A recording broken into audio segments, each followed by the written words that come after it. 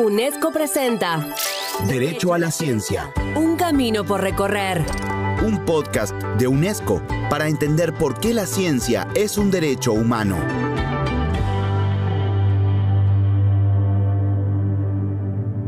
En el primer capítulo, conversamos acerca del sentido por el cual la ciencia debe ser entendida como un derecho. Remarcando sobre todo que el derecho a la ciencia no es exclusividad del campo científico, sino que implica un posicionamiento activo de las personas para participar del proceso social del conocimiento.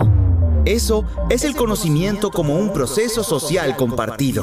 La vacuna contra el cáncer podría ser una realidad antes del 2030. Son los nanotubos de carbono, un nuevo material con muchas posibilidades en el campo de la electrónica y la mecánica, por ejemplo. Que algunos vecinos de Comas ya gozan de los beneficios de la energía solar. Postes de alumbrado público ahora se alimentan con paneles solares. Su hijo Oscar, de 16 años, que normalmente se mueve con silla de ruedas, anda hacia él gracias a uno de sus inventos, un exoesqueleto robótico llamado Atalante. Estos chimpancés están amenazados por la pérdida de su hábitat, pero la inteligencia artificial podría ayudar a salvar la especie.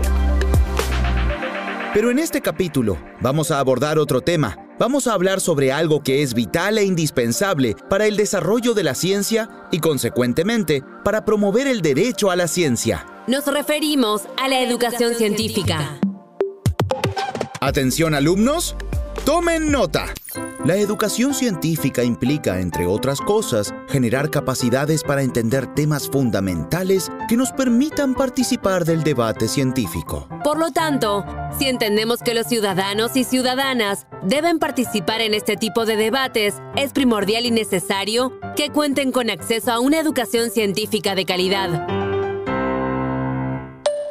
¿Cuál es la relación entre la educación científica y, agrego, la educación científica temprana desde que los niños son muy pequeños y el acceso a la ciencia como un derecho humano? Y aquí hay una relación sumamente directa, aunque a veces no nos demos tanta cuenta. Melina Furman, doctora en educación, bióloga, investigadora del CONICET. Es una relación que implica que poder entender a la ciencia, no solo los conocimientos científicos, el producto de la ciencia, sino especialmente el cómo se hace ciencia, cómo se investiga, cómo se hacen buenas preguntas en ciencia, cómo se analiza la evidencia, qué toman en cuenta los expertos en ciencia a la hora de tomar decisiones, cómo podemos dialogar con esos expertos aún sin serlos para temas que son clave para nuestra vida, como cuestiones ambientales, de salud, de alimentación, que implican derechos humanos básicos para la vida, que requieren que como población podamos pensar utilizando la información de la ciencia y los métodos de la ciencia, o por lo menos, aunque no vayamos a hacer ciencia, podamos comprenderlos. Entonces es una relación directa que requiere una preparación desde el inicio de la escolaridad. Y hablo de esto porque poder enseñar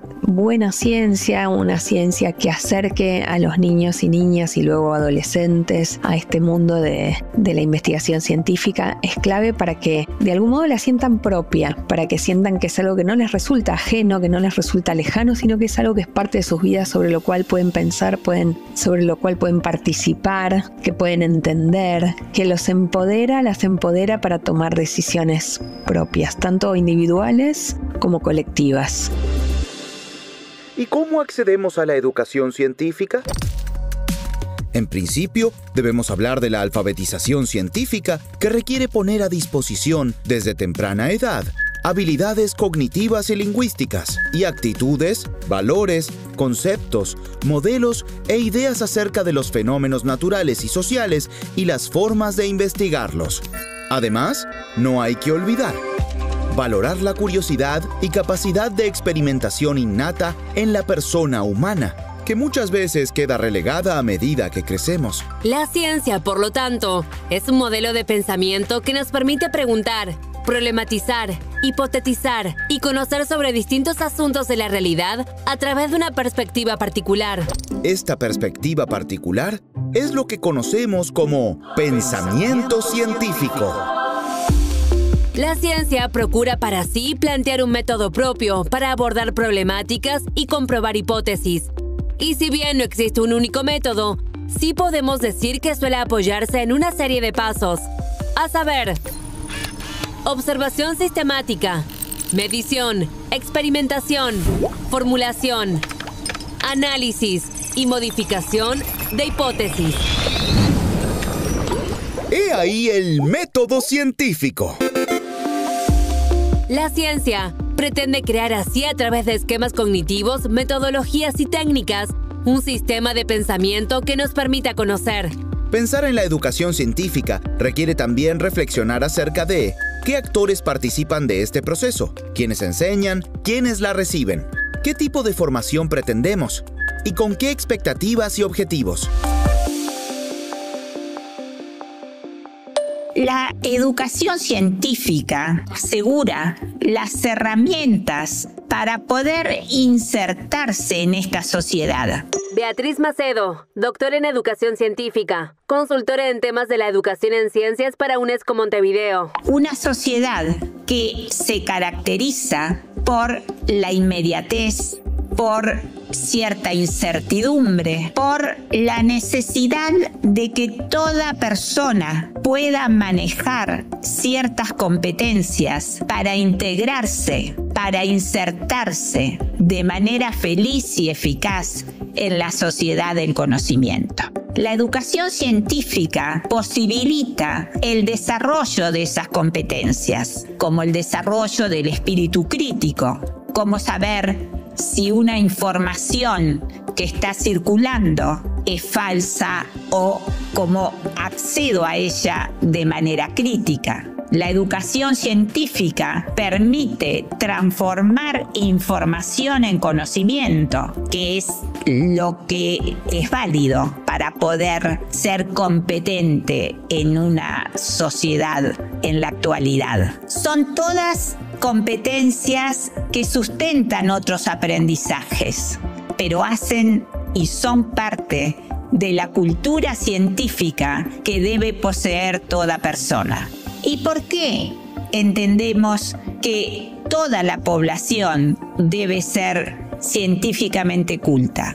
Porque si no lo es, queda fuera de esta sociedad que hemos llamado sociedad del conocimiento. Y si queda fuera, ¿qué significa? Significa ser discriminada. Una educación científica que permita participar con fundamento de los debates que se dan hoy en nuestra sociedad.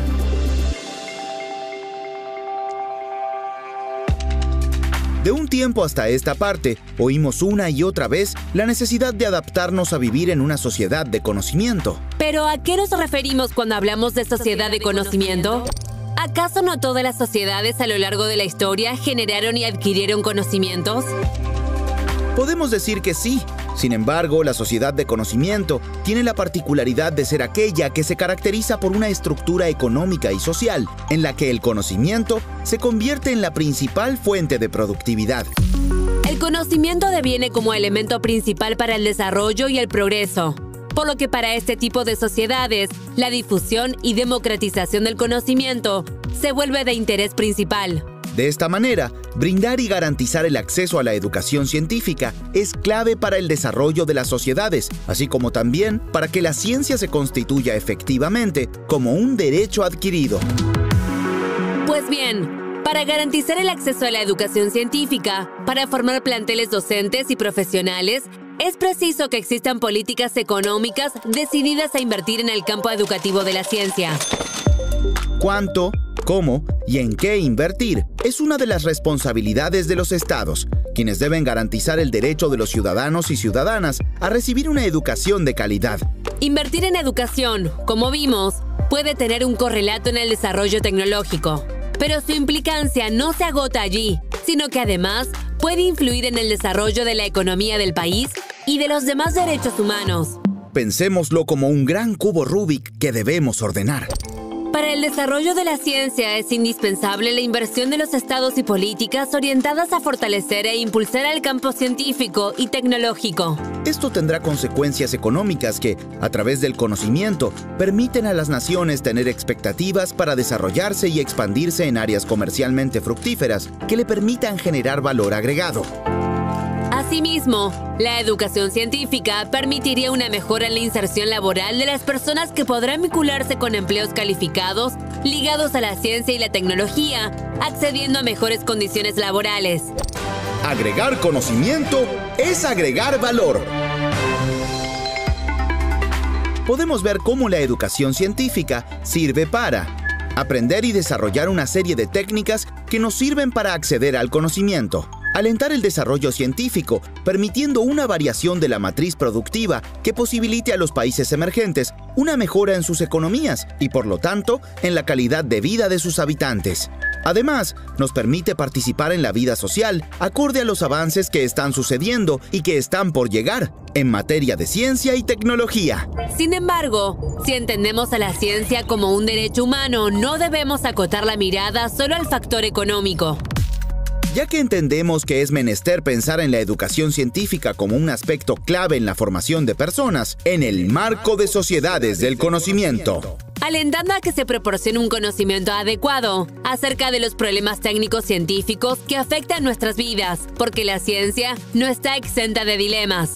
El avance del conocimiento abre posibilidades que pueden utilizarse en más de un sentido, como los adelantos en salud, que permiten mejorar las expectativas y calidad de vida, pero también podrían aplicarse para generar superhumanos. O el uso de la inteligencia artificial, que puede contribuir a hacer más fácil nuestra vida cotidiana, pero también a sacarnos el poder de decidir. O los avances en la producción de alimentos, que pueden garantizar el fin del hambre, pero tener graves consecuencias ambientales. Cada uno de estos dilemas exige la participación y la toma de decisión de todas las personas. Es nuestra responsabilidad, entonces, comprender lo mejor posible estos fenómenos para consolidar nuestras democracias y para contribuir a desarrollos sostenibles. La alfabetización científica, y más aún, la educación científica, se presentan, por lo tanto, como una necesidad democrática en tanto que constituyen un horizonte de posibilidades para que cada persona pueda participar activamente en las discusiones y en la toma de decisiones en lo que respecta al desarrollo científico, tecnológico y social. Pero, ¿cómo accedemos a la ciencia? ¿Tenemos que ir al laboratorio para eso? No necesariamente. Podemos informarnos y conocer sobre los avances científicos a través de distintos medios y dispositivos, como por ejemplo, papers científicos, obras de teatro, newsletters y redes sociales, entre otros. Para ello, hace falta una comunicación de la ciencia que sea dinámica, fluida y de calidad. Pero eso lo veremos en el próximo episodio.